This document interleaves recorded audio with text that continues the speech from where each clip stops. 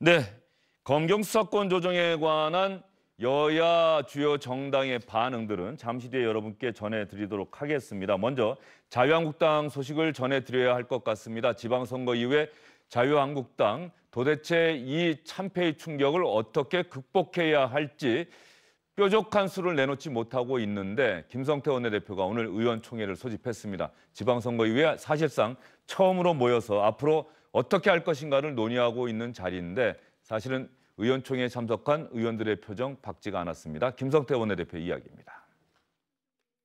지금은 우리를 내던지고 내맡게 할 그런 시점입니다. 아둥바둥 살고자 하면은 죽을 것이요. 그 어떤 아픔을 무릅쓰고라도 한부를 스스로 도려내보자 하는 그런 고통의 시간을 우리 자신들이 직접 맞이한다면 살 것이라는 말씀도 드리고 싶습니다. 당이 비상대응 체제에 있는 만큼 하루라도 빨리 당을 수습해서 정상 궤도에 올라갈 수 있도록 대수술을 집도할 핵심 비대위를 꾸려서 정권을 부여하고 우리 자신을 맡겨야 할 것입니다. 핵심 비대위가 제 역할을 다해서 성공적인 대수술을 마칠 수 있도록 뒷받침하고 지원하는 데 최선의 노력을 다하겠습니다. 네, 주영진의 뉴스브리핑의 젊은 패널들이십니다. 박창환 정한대 교수, 김병민 경희대 개공교수 나오셨습니다. 어서 오십시오. 안녕하십니까. 안녕하세요. 김성태 원내대표 이야기를 들어보면 말이죠. 이순신 장군이 정말 대단한 분이다. 지금도 어려운 일이 있을 때마다 그 조직에 몸담고 있는 사람들은 거의 예외 없이 이순신 장군의 말씀을 인용을 합니다. 사즉생, 생즉사. 예, 김성태 원내대표도 똑같은 이야기 했는데 자유한국당 현재 상황 우리 박 교수는 어떻게 평가하고 계십니까? 침몰하고 있는 난파선 위에서 패싸움하고 있다 이렇게 보고 있습니다. 배는 침몰해 가는데 지금 무총 이야기가 지금 나오고 있습니다. 근데 박성중 의원의 그 말이 논란이 됐지 않습니까? 예. 근데 네가 가라 하와이, 예. 너 당 나가라 지금 이러고 있습니다. 진짜 말 그대로 이거는 뭐 앞으로 어떻게 하겠다라는 게 아니라 뭐라고 말을 해야 될지 모르겠어요. 정말로 어디로 가야 될지 아무도 또 모르고 그냥 당장 내가 안 죽임을 바라는 이거는 개파 기득권이라고 할 수도 없고 정당 기득권이라고도 할 수도 없고 정말 과연 이런 정당이 대한민국에 있었나 싶을 정도로 과거의 역사상 대패한 정당들이 많이 있었는데 이 정도까지의 자중질환을 일으키면서 정말로 막판에 편싸움까지 벌이는 그런 당이 앞으로 다시 제자리로 돌아오려면 상당한 좀 시간이 걸리겠다 이런 느낌을 받았습니다. 김병민 교수의 진단은 어떻습니까? 자유한국당 입장에서는 많은 국민들이 자유한국당이 참패했다라고 생각하지만 아직은 기회가 더 남아있다고 생각하는 것 같습니다. 그러니까 쉽게 말해서 지금 문재인 정부 들어서 여러 가지 고공행진하고 있는 지지율이 높지만 올해 연말 정도가 가게 되면 여러 가지 경제 지표 속에서 실패가 나오지 않을까. 특히나 이 북핵 문제 과정에서 아직까지 비핵화에 대한 적극적인 의지를 북한이 피력하고 있지는 않은데 이런 문제에서 뭔가 실수가 있지 않을까. 그러면 여기에서 대변될 수 있는 마지막 정당은 한국당밖에 없으니 이 한국당의 당권을 누가 거머쥐느냐에 따라서 앞으로의 차기가 있지 않을까라는 생각을 하는 게 아닐까라고 생각이 되는데요. 그렇지 않고서야 지금 이 같은 모습을 어디 보여줄 수 있겠습니까? 임진왜란 얘기 잠깐 했는데 예. 이순신 장군이 나라를 구하기 위해서 온 힘을 다 바쳐도 그 당시에 무능한 선조가 이순신 장군을 견제하지 않습니까? 지금의 한국당의 모습이 바로 그러한 모습들을 보여주고 있기 때문에 이순신 장군이 나라를 구하고 그리고 한국당에서 누군가가 보수를 구하고 싶어서 뛰어든다면 그 뛰어드는 영웅을 견제하고 있는 모습이 바로 한국당의 현재가 아닐까 이런 생각이 듭니다. 예, 잔다르크가 나타나야 할 텐데 또 저 광야를 달려오는 초인이 나타나야 할 텐데 오히려 그런 잔다르크 초인이 나타나지 못하도록 지금 자유한국당이 오히려 억누르고 있는 듯한 형국이다 이런 말씀이신 것 같고요. 난파선에서 여전히 패싸움하고 있다 이런 비유를 해주셨습니다. 그러면 오늘 의원총회에서 어제 이 시간에도 저희가 자세히 전해드렸는데 이른바 목을 쳐야 한다 이런 메모를 직접 본 박성중 의원 있지 않습니까? 기자들에게 일부러 보여준 것 아니냐. 박성중 의원은 아니다. 그게 사실 내가 할 말이 있다. 정확한 내용을 내가 이야기를 하겠다라고 공개적으로 이야기를 하려고 했는데 의원총회에 참석한 다른 의원들이 비공개 자리에서 이야기해라. 왜 기자들 앞에서 이야기하려고 하느냐. 이렇게 제지를 해서 약간의 소동도 있었다고 합니다. 한번 그 현장을 직접 볼까요? 이번에야말로 끝장을 볼 것입니다. 비공개로 하기 전에 공개 발언 하실 우시 의원님들, 예, 박성중 의원님 공개 발언.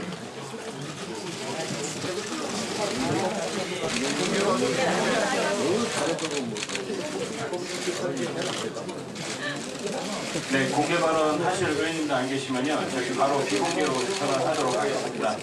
자, 언론인 여러분들과 저희 보좌진 여러분들의 협조. 조청 선배 입장 없나? 있습니다. 아니 조청 선배 이야기. 조청원 선배는 조청 선배 서청원 선배님? 아니, 안 오셨죠? 안 왔나? 네. 그럼 나중에 5청 중에 조청 선배 오시면은 예, 저기 의원 중에라도요, 서청원 의원이 오셔가지고 심판 발언 마지막으로 하시겠다고 하니까 그때 오시면은 또 다시 공개를 잠깐 전환하도록 하겠습니다. 네, 박성중 의원이 머쓱해서 돌아가는 그 표정까지 나왔습니다. 근데 박성중 의원은 아마도 친박계가 복당파 의원들, 바른정당에 갔다가 다시 돌아왔던 그 20여 명의 의원들을 견제하고 목을 치려고 한다. 네. 그 내용을 적었다라고 해명을 아마 비공개 자리에서도 그렇게 했다는 거죠? 네, 맞습니다. 그러니까 이 박성중 의원의 메모가 공개가 되기 시작하면서 다시 한번 자유한국당이 개파가 했던 논란들이 점화가 된 건데요. 소위 말하는 친박계 입장에서는 목을 칠 것이라는 메시지가 결국 우리를 치겠다는 것 아니냐라고 얘기했지만 박성중 의원 얘기는 친박이 당권을 잡게 되면 우리를 칠 것이다. 우리도 여기에 대해서 뭔가가 필요하다 이런 얘기를 했다는 겁니다. 근데 이와 같은 언급을 했다는 것 자체가 지금 한국당의 위기 상황 속에서 여전히 캐캐 묵은 개파 갈등을 끄집어냈다는 것. 그래서 김성태 권한대행이 뭐 잘한 게 있다고 들어가 있어라고 얘기했던 그런 장면을 볼 수 있는 것 같습니다. 예, 아마도 저기에 나와 있는 저 이름 한번 스톱 걸어볼까요? 서청원, 또 이장우, 김진태 이런 의원들의 이름, 정종석 의원까지 직접 거명돼 있기 때문에 친박계에서는 우리의 목을 치려고 하는 것 아니냐라고 공세를 펴고 있는데 박 의원 이야기는 아니다. 오히려 거꾸로 친박계에서 복당파 의원들의 목을 치려고 한다는 그런 우려, 복당파 의원들의 우려를 내가 메모를 해놓은 것이다라고 이야기를 했다고 합니다. 그러면 오늘 의원총회 자리니까 뭐 자유한국당 의원들이 그야말로 이런저런 이야기 다 하고 있는데요. 박성중 의원에 대해서 말이죠. 이장우 의원이 지금 메모에 거론되지 않았습니까? 이장우 의원이 오늘 의원총회 자리에서 목을 친다는 메모와 관련해서 아까 우리 박창원 교수님이 재미있는 이야기 해주셨죠. 네가 가라 하와이. 당을 떠날 사람은 우리가 아니라 박성중 의원이다. 또 이렇게 기자들에게 이야기를 했습니다. 있지도 않은 일들을 있는 것처럼 해서 논란을 피웠으니까 그건 해당 행위니까 당신 책임이다. 당을 떠나라. 네, 참 자유한국당 당을 수습하고 어떻게 하든지 비상대책위원회 구성하고 그래야 되는데 그 전에 넘어야 할 산이 너무 많아 보입니다. 네, 사실 저 정도 패배를 하고 힘든 상황이면 재창당 수준의 혁신을 하겠다. 이게 이구동성으로 나와야 돼요. 근데 원내대표가 뭐 물론 본인도 책임이 있는 사람이긴 하지만 뭐 지금 한국당에서 책임에서 자유로운 사람은 한 명도 없잖아요. 그럼 누군가 그런 얘기를 했는데 그러면은 뭐 재창당은 안 된다 뭐 이런 식의 얘기가 지금 나오고 있는 거예요. 결국은 지난 대선 패배 이후에 정리가 됐어야 될 부분이 정리가 안 되고 지금까지 이어져 왔기 때문에 결국은 이게 또 끌고 있는 건데 아까 김병민 교수님 얘기처럼 문재인 정부가 실수할 때까지, 문재인 정부가 실패할 때까지, 감 익어서 떨어질 때까지 기다리고 있겠다. 이 이상도 이하도 아닌 거거든요. 그러면은 뭐 과거에 임명진 비대위원장처럼 그런 뭐 10권 없는 비대위원장 한 명 앉혀서 몇 가지 바꾸는 척하고 결국은 그 사이에 문재인 정부가 실수하면 표가 우리한테 올 거다. 이런 안이한 생각을 가지고 있기 때문에 그게 지금까지 어려웠던 길이고 앞으로 그렇게 되면은 많은 사람들이 예측하듯이 그러면은 다음 총선에서 끝난다. 당 이렇게 얘기를 하고 있는데도 불구하고 지금 자신들의 어떤 내 책임 아니다. 다음 총선 때 살아남기 위한 어떤 자기들 식구들끼리 똘똘 뭉치기. 뭐 이거 이상도 이하도 아닌 정말 볼꼴 사나운 면을 갖다가 국민들한테 여과 없이 그대로 보여주고 있다고.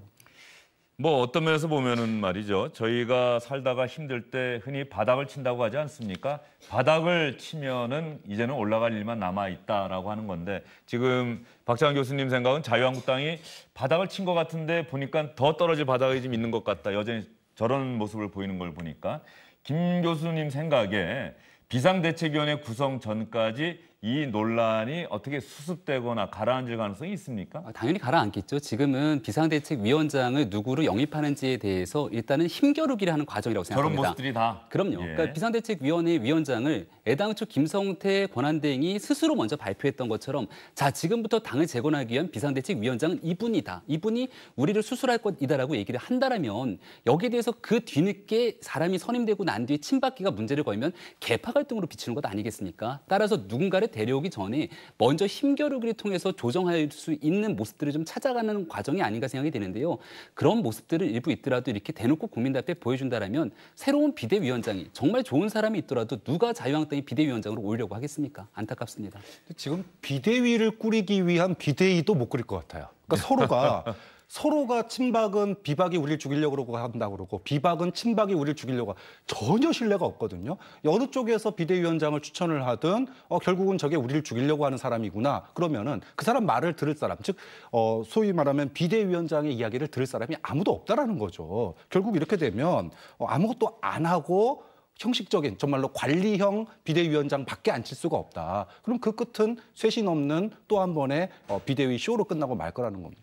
비상대책위원회 이야기 나오면서 말이죠. 아직까지 자유한국당 내부 사정이 저러다 보니까는 진짜 어떤 분이 비상대책위원장 와야 되는지에 대해서조차 뭐 기자들도 아직 기사를 잘 못 쓰고 있는데 뭐 일부에서는 기사가 나오고 있긴 한데 우리가 다 아는 사람들 이름만 계속 나오고 있어요. 그래서 제가 보기에는 우리나라 보수 세력, 보수 진영 세력의 정치 세력을 또 대변할 수 있는 그런 잔다르크나 초인 같은 사람이 정말 이렇게 없는 건가 하는 생각이 드는데 김병민 교수님은 어쨌든 상대적으로 보수 진영에 좀 관심을 많이 갖고 지켜보셨을 텐데 없습니까?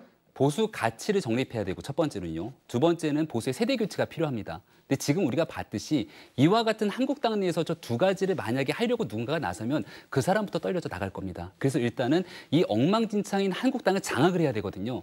그걸 장악할 수 있는 인물 전 딱 한 사람 꼽을 수 있는데 김종인 전 대표가 아닐까 싶습니다. 김종인 전 대표. 김종인 전 대표가 쉽게 나서지 않으면서 과거에 더불어민주당의 비대위원장을 맡을 때도 마찬가지로 전권을 주지하는 움직이지 않습니다. 그러니까 지금의 자유한국당에서 만약에 당을 혁신하고 변화시킬 의지가 있으면 전권을 주고 김종인 전 대표에게 일단은 맡길 필요가 있지 않을까라는 생각이 들고요. 예. 이건 말 그대로 지금의 당을 수습하기 위한 과정이고 여기에 대해서 개파 갈등을 종식하고 무너진 당을 재건할 수 있는 토양을 만들어내면 그다음은 얘기했던 당의 보수 가치를 재정립할 수 있는 인물 그리고 세대 교체가 가능한 인물들이 와야 되는데 이것은 아무래도 다음번 총선에서의 사람에 대한 교체가 필요하기 때문에 지금 이 순간 상황을 모면하기 위해서는 김종인 전 대표의 역할이 좀 필요하지 않을까 이런 생각이 들었습니다. 김종인 전 대표 하면은 말이죠. 우리나라의 정치권에 이렇게 사람이 없나 싶은 생각이 드는 게 아니 민주당 가서 또 지난 총선 공천을 책임졌던 분인데 그분을 또 다시 자유한국당에서 또 그분을 모셔와서 또 한다 그러면은 일단 많은 분들이 정말 저렇게 사람이 없나 하는 생각이 좀 할 것 같아요. 박 교수님 생각은 어떠세요? 비대위원장은 상식의 선을 뛰어넘어야 된다고 봅니다. 과거에 민주당이 어떻게 살아났는지를 보면 민주당이 어려웠을 때 안철수 대표하고 합당을 했단 말이에요. 그리고 나중에는 한국 새누리당의 비대위에 있었던 김종인 위원장을 영입했어요. 그러니까 상식의 범위를 뛰어넘은 겁니다. 그렇게 몸부림쳐서 여기까지 온 건데 지금 한국당이 개파 내려놓기가 문제가 아니라 정당 내려놓기를 해야 된다. 즉 지금의 한국당의 상식을 뛰어넘는 인물. 예를 들면 저는 아까도 이제 가치와 인적 쇄신 두 가지가 필요하다고 그랬는데 김종인 위원장 같은 경우에는 가치 면에서 경제 민주화가 맞지를 않잖아요. 한국당하고. 그렇게 놓고 보면 가치와 인적 쇄신을 둘 다 할 수 있는 사람이 있다고 봅니다.